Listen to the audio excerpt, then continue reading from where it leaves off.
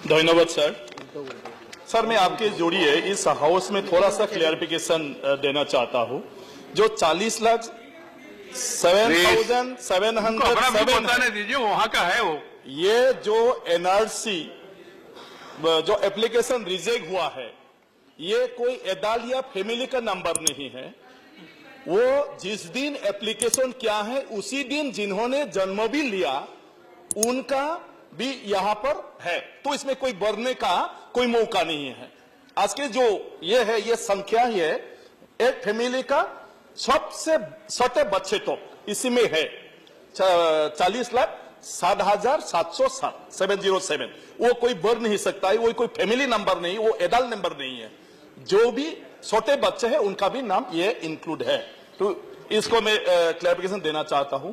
और इसी में कुछ बहुत सारे असामीज लोग भी हैं जो हमारे नियरेस्ट राज्यों से, भारत की किसी भी राज्यों से शादी हुआ है, उनके लीगेसी डाटा टाइम पे उसी राज्यों से कोई ऑफिसर्स ने इशू कर नहीं पाया, इसके कारण ये लोग ड्रॉप आउट हुआ है, जो 40,07,707 में है, जो कि 2-3 महीने के अंदर अगर हर स्टेट असम की इस विषय को सीरियस लेकर उन लोगों का जो लीगेसी डाटा है, जैसे हमारे मैडम ने कहा कि एक शादी हुआ है असम में, तो उनके विषय पर असम गवर्नमेंट से वहां के जो लोकल ऑफिसर है उनके डिटेल्स मांगा गया है, लेकिन टाइम पे वो लोग दे नहीं पाया है। ऐसे बहुत सारे इश्यूज है।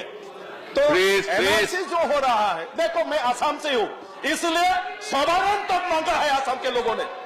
अगर इंडिया के कोई भी राज्य टॉलरेट नहीं करता है इस विषय को, तो छोड़ दीजिए नॉर्थ ईस्ट को, असम को छोड़ दीजिए। मैं अकेला हूं, छोड़ दीजिए प्लीज। हमारे यहाँ पर बोलने का कोई उनका अपना बात रखने रखने का हमारा कोई मौका नहीं है। भाई प्लीज डोंट प्रोवोक अदर्स। किसी भी भारतीय नागरिकों को यहाँ बैठ जाइए, नेशनल माने रजिस्टर्ड सर्टिफिकेट से बाहर करने का वहां पर कोई नहीं चल रहा है सर। वहां पर जितना भी भारतीय है एनआरसी में सबका भी नाम अपडेट हुआ है।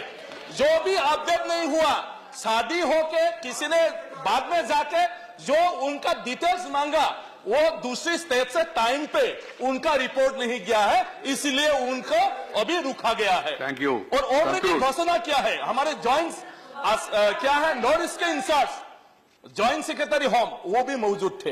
ये 40,07,707 के ऊपर कोई एक्शन नहीं लिया जाएगा, ये ऑलरेडी डिक्लेयर। और ये 40,07,707 फिर से वो लोग एप्लीकेशन कर सकता है, अपना कागज से सबमिट कर सकता है, और अगर ये सही तरह से सब दे सकता है, वो लोग फिर से रजिस्टर्ड हो जाएगा। तो इसमें कोई शंका होने की बात ही नहीं है।